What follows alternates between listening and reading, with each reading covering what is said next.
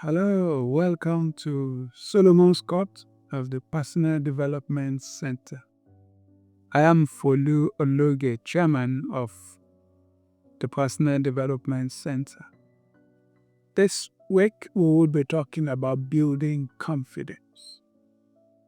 Confidence is something you create within yourself by believing in who you are.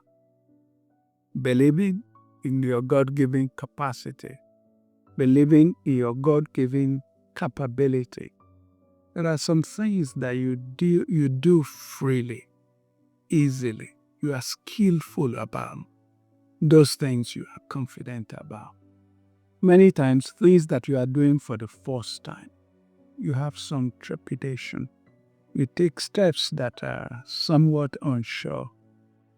I remember one of the greatest speakers today said the first time she had to speak to a group of people, maybe 10 or 20 people, she stood up, tried to remember the title of her speech, and actually forgot completely.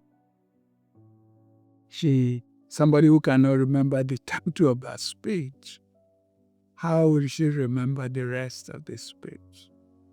So she was thoroughly embarrassed, but that was one of the first steps she took. But today, she is one of the biggest preachers in America, holds audiences of 50,000, 150,000, and she speaks so naturally, so fluently. You will not even think she has scripts that she uses. Her first attempt was a complete disaster. But over time, she has developed confidence. I am almost sure that even now, if she doesn't even prepare for a speech, you call her on an impromptu basis to give a speech on some of those subjects she's used to talking about, she could engage you for an hour, engage you for 2 hours, and speak as if she was reading from a prepared script. What we say is she has developed confidence over time regarding this area. We must be careful to differentiate confidence from pride. Actually, it takes a lot of effort to balance confidence with humility. Humility is an attribute that everyone, no matter how skillful you are, you need it. We talk about, for our own purpose in this speech, confidence level. You have a situation where a person is not confident. He is not so sure. He is not so skillful. He has anxiety. If it's something he has to do with his hands, the hand shakes.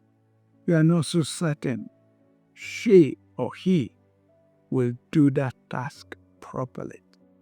And many times for observant people, you can read it all over such an individual that he is not confident about the activity he wants to do.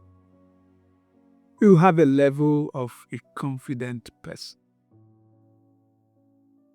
Cool, calculated, calm, does the skill as if it is part of him. But then you have the other extreme that borders on pride. You call that the overconfident individual. People who can become overconfident in an activity, they become careless. The overconfident driver can somehow not take seriously steps that he should take.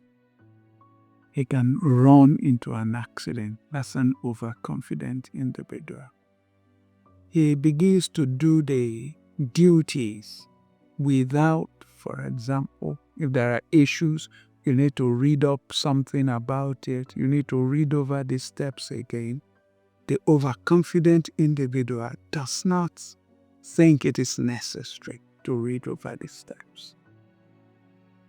At that level, they begin to make mistakes that are as much blunders as a person that does not have confidence.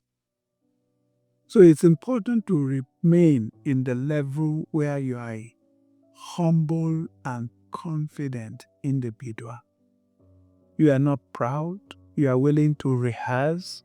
You are willing to practice.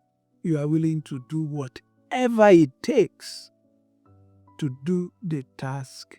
You don't overlook steps that you are supposed to take in a duty.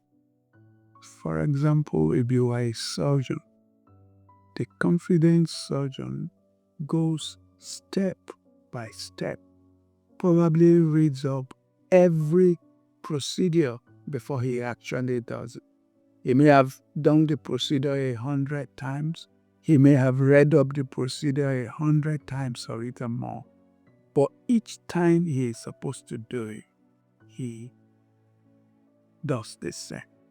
You can have an overconfident goalkeeper in a football match. He will make so many blunders that sometimes will lead to the opponent securing a goal against him. There are some stunts that he does, being an overconfident person, that can lead to unnecessary mistakes. You can be overconfident in any matter, but it's important for you to remain on the middle of the road. You develop confidence, so you are not an individual that can be tagged not confident, but you remain humble. You remain cool-headed, so that you don't tilt to the arena of being overconfident. A skillful person, when your skill increases, generally it comes with confidence. A skillful person, he makes all the people around him, he doesn't panic, makes everybody around him calm down. He gives the impression that it is an easy task, and he does it with great dexterity.